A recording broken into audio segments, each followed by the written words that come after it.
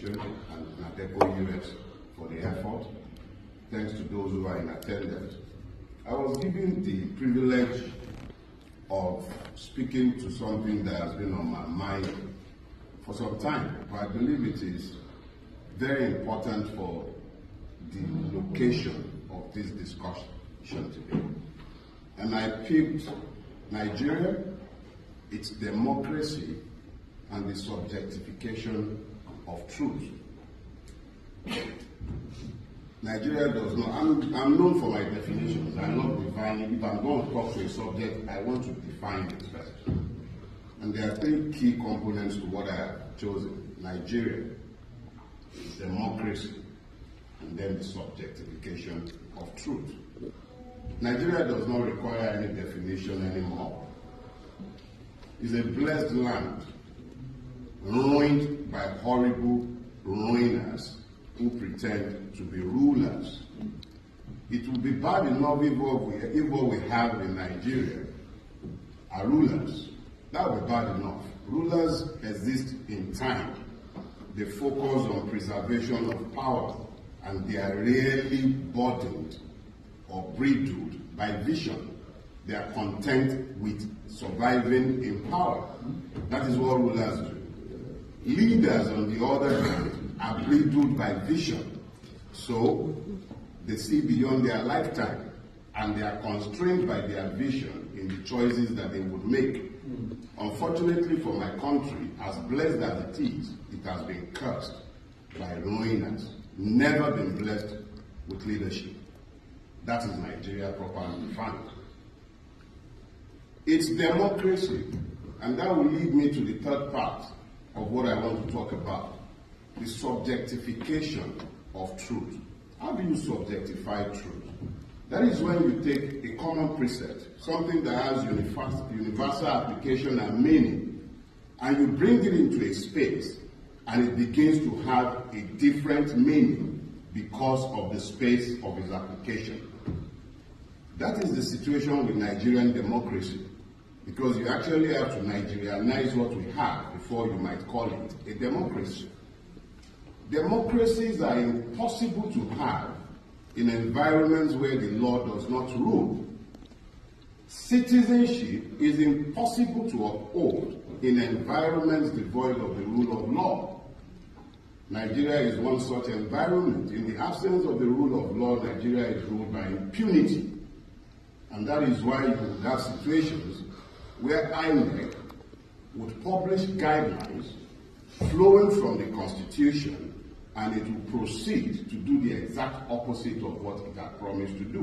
But that is for the Nigerian audience. Because of the context of location, we must now talk to the subjectification of truth. Atlanta was my point of entry into the US on this particular trip. And as I was being driven to where I would be staying, I drove past a place and it was pointed out to me that that was MC Mushroom Pickens' house in Riverdale, Atlanta. Oh wow. A man could stand in broad daylight, very close to my house. Cameras on him, and he could tell the world, Yachukwudi must not vote. He spoke as the state. The Nigerian state is criminal. MC Mushroom Pickens is not a government official, but there was a policeman stood not too far away from him when he made his edit. And that edit stood, and we saw it in its full ramification on the 18th of March. But how does this relate to the context of our location, the location of this discourse? Our American friends will tell us we have a democracy, and that is why Nigeria must be protected and everything must be kept quiet. We must have peace. They speak peace to us, but they never talk to us about justice. Those who rule Nigeria bring their wealth to this land, and you give them succor. They carry your green cards, they carry your passports, they buy your citizenship, they buy homes in this place. You convict them here, you release them to Nigeria. If they were drug dealers, members of the Mahane drug cartel, you'd be busy talking about all kinds of sanctions on them. You wouldn't allow them in your country. Yeah. But you have them living here. Their children are here. They ruin my country. I can't live in yours. Yeah. I visit. And when I stay longer than 3 weeks, I'm already having withdrawal symptoms. All I want to do is go back to mine. But you make my country impossible to live in because of your subjectification of the truth. You sit down on a day-to-day basis and you preach down at us and you tell us about just how much democracy works for Africa.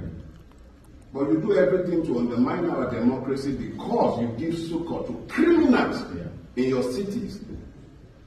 I can't open a bank account in America because I'm a Nigerian, but the crooks ruining my country put their monies in your accounts. Mm-hmm. I can't open an account. The only crime is that I'm a Nigerian. A drug indicted criminal is about to become the president of my country, and you Americans are the ones normalizing the insanity. When I speak to the subjectification of truth, it sounds sometimes like, actually it's another word for hypocrisy. The hypocrisy of the Western world, particularly you continue to preach democracy, accountability, rule of law, and the rest to us. Yeah. Your hypocrisy stinks. I'll show you. A couple of years ago, 3 years now actually, there was a massacre in Lagos State, at the Lekki toll gate to be specific. The West has its highs all over our country. You got your highs in the sky, you're everywhere. We know. You saw what happened. What did the West ever say? I'll tell you. There was a debate in the British Parliament. A certain gentleman, I believe his name is Torgen Hart. And he spoke glowingly about how when Gowon relocated to the UK, he went to the UK with half of Nigeria's treasury. Well, I'll tell you something. In my tradition, we have a proverb. The thief does not do as much harm as the receiver of the stolen goods. The West has been the net receiver of our stolen commonwealth. All right. You have helped to normalize the madness that has overtaken my country. Without you, we will not be in the mess we are in. That's right. When Gowon took the wealth of Nigeria, where did he take it to? Took it to Britain, brought some of it to America, and it is the same. Gowon is merely a type. Every last two-bit criminal who has occupied public office in my country has one form of entry into this country or others like it behind the veneer of Christian correctness. You sit there and you legitimize evil in my own country. I'll tell you another one.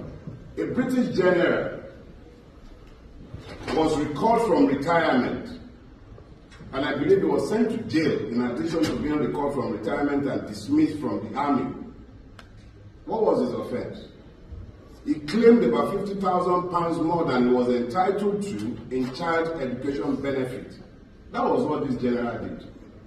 How many Nigerian generals, civil servants, public officers have brought their monies into your coffers?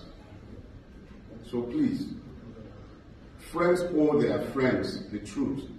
If you guys are truly our friends, talking about Americans now, if you are truly our friends, don't preach at us. Don't tell us about all the wonderful things you could do in collaboration with us. And I say this, madam, because you are about the only one who's cared enough about us to even give us your ear.